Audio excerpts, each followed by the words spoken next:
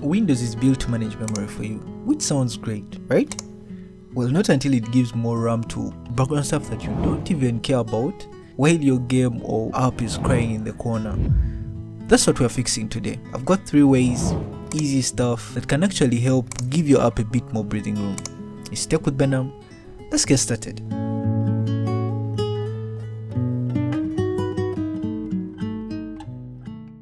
First up, we are setting a higher priority so that your system can allocate more resources to that particular app.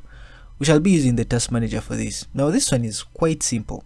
All you have to do is just hit Ctrl Shift Escape to open the task manager.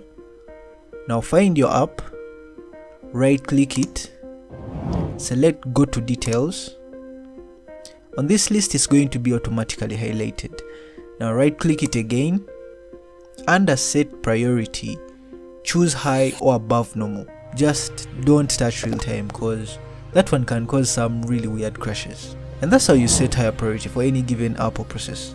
If you want it to stick every time you launch the app, there's a way, and it's the third method that I'll be talking about.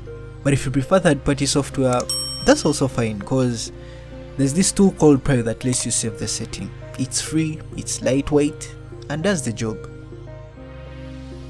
Second method is increasing the virtual memory. Usually when your RAM is full, Windows starts using part of your storage as backup RAM. It's basically your storage acting like fake RAM. That's the virtual memory I'm talking about. Now of course it's slower compared to the actual RAM, but it actually helps. To increase it, simply go to the start menu, type performance. Now choose adjust Windows appearance and performance.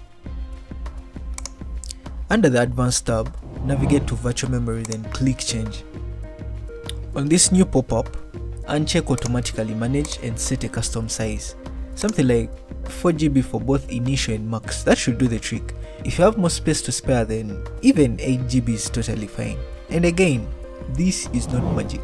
All it does is stop apps from crashing when RAM is tight. So don't go nuts with the numbers. It doesn't matter whether you have an SSD or running on a HDD. Don't get so messy with the numbers. Now here's the cool one. Making your app launch with high priority all the time by default.